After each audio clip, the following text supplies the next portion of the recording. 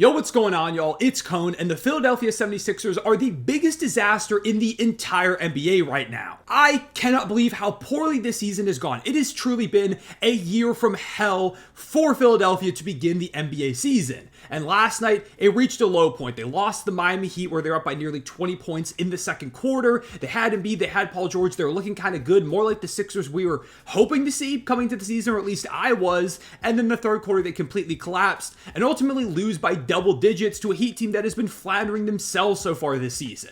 After the game, they have a players meeting that was called by Kyle Lowry, and we got details about that coming from Shams this morning, where he basically said that they mentioned holding each other accountable, the coaches and the players, and Tyrese Maxey in particular challenged Embiid to be on time for team activities, saying that he's late for everything, that it's impacting the locker room, the players, the coaching staff, all that stuff. And Embiid said that, yeah, I get that. At the same time, I'm also confused about what we're trying to execute on the court, which is not what you want to hear from a league MVP caliber player, the guy that is supposed to be your team's superstar. And that all comes on top of the injuries that they've had, where Embiid didn't start the season and then missed a few games with that suspension for pushing the reporter, and Paul George didn't start the year, and Tyrese Maxey is out right now. He's supposed to be back soon, so maybe they'll finally have the whole team healthy. But even when the guys that they need to be out there are out there, they don't look very good. Maxey had a pretty inefficient start to the season, and I do think that will get better with Embiid and Paul George playing alongside him. But like, PG has been nowhere near the max contract player that you need him to be to start this season. He's been inefficient. He's not taking over. He's not elevating his game like you expect for a guy being paid that amount of money,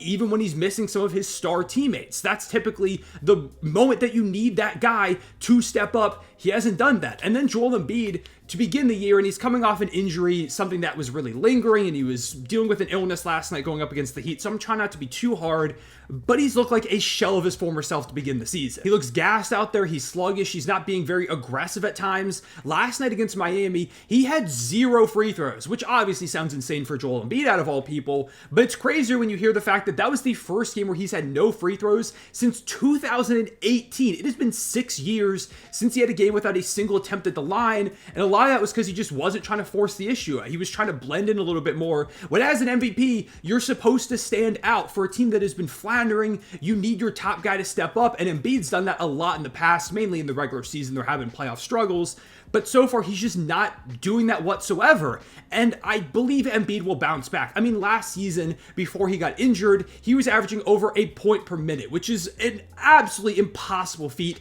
in the NBA. He was going to run away with the MVP award before he got hurt, but he just hasn't looked anything like that guy to start this season, and I do worry about a player who has had so many injuries, especially to the lower body, because right now the one he's been dealing with is a knee injury. He's wearing this big, bulky knee brace.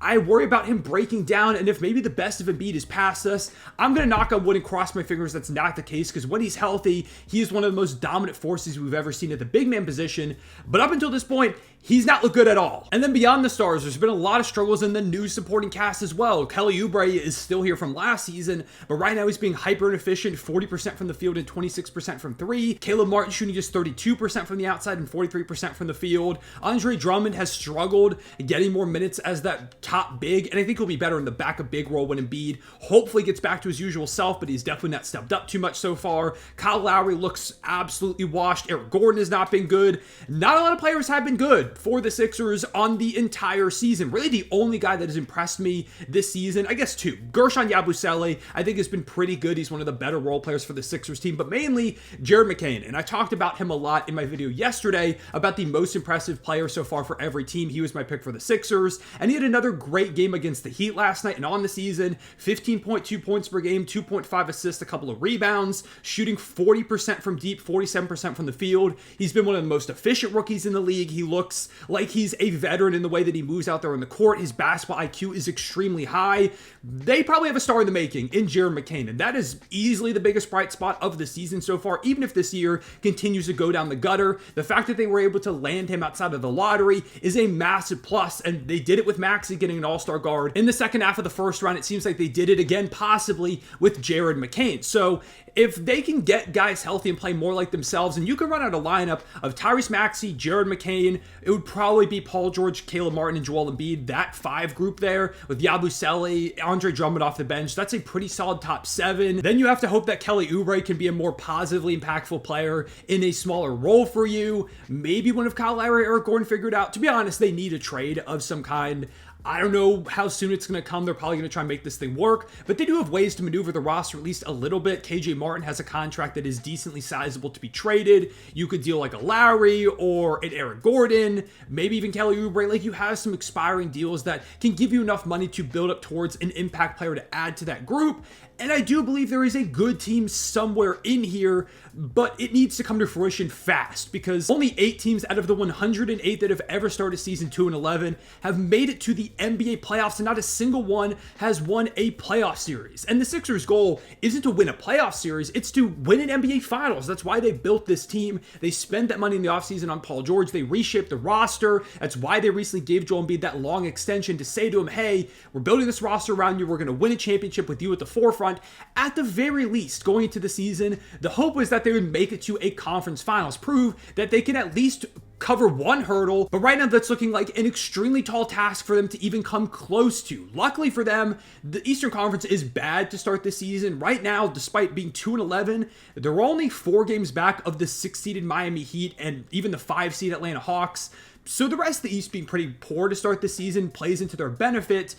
But there is a lot of work to be done, because it's not just like, oh, they're going to start rattling off wins when Maxey gets back. They need to actually play like the team they were supposed to be coming into the season. And I myself had very high expectations. I almost put them in the Eastern Conference Finals over the Knicks going up against the Celtics. But I eventually went with the Knicks because I was like, hey, I don't know what guys are actually going to be on the court. And I feel like with the Knicks, they just have a little bit more of a stable foundation. They've been up and down, but are kind of finding their stride. Obviously, the Cavaliers have been ridiculous. They're 15-0 as I'm recording this, playing the Celtics tonight.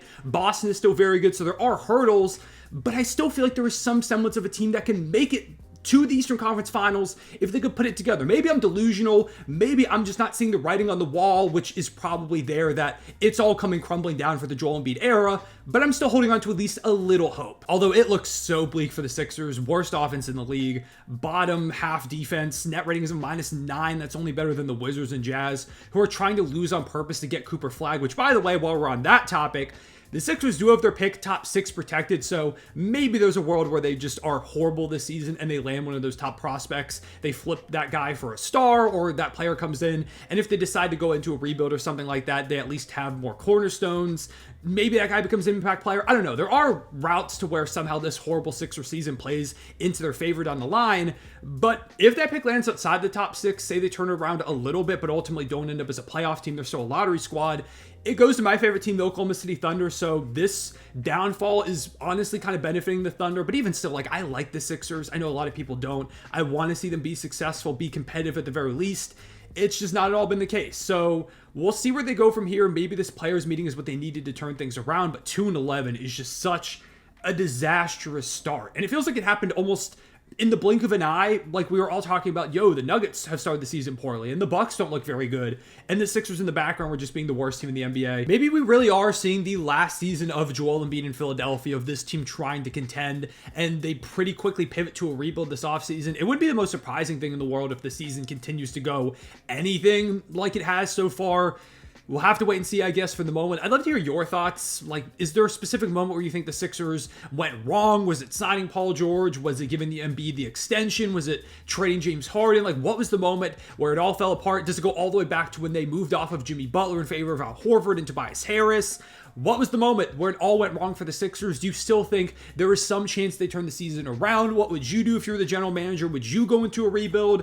There were just so many options and potential pathways for the Sixers to go down at this point. It's hard to even wrap my head around all of them. We're gonna have to wait and see, but yeah, I would love to hear your opinions on that front. Also, I real quick do want to give a quick shout out to something that I'm going to be featured in that's coming out. I think it might already be out over on the Snapback Sports YouTube channel. If you didn't know, I've signed on as talent with Snapback Sports, and we've been doing a lot of basketball stuff over there primarily. I've been doing a lot of it on their socials, on Instagram and TikTok specifically. I've been doing a daily NBA recap on both those and reacting to breaking news, so go ahead and follow those social media channels. but also I was in a video where I went to the Yankees World Series game, the last one, the one where they unfortunately lost. If you didn't know, I am a Yankees fan living up here in New York, so I got the chance to go to that. It was a lot of fun. I had a great time, and I think it made a pretty fun video out of it. So if you want to see me get excited about the Yankees starting off the game amazing and then get my heart broken when they ultimately collapse like they did all throughout this season, you can go check that out. Make sure to subscribe to the channel because I'm going to be doing a lot of cool in-person, in-arena basketball content with Snapback throughout the season and going forward. So definitely want to make sure to go ahead and tap into that to see more of my content. But yeah, for the moment, leave a like and subscribe if you enjoyed this video. Hit the notification bell so you don't miss out on future uploads. Sixers fans, I hope all is well, or at least I hope things get better. Again, let me know what you think about them down below in the comments. I'll see y'all later. Real one, say back.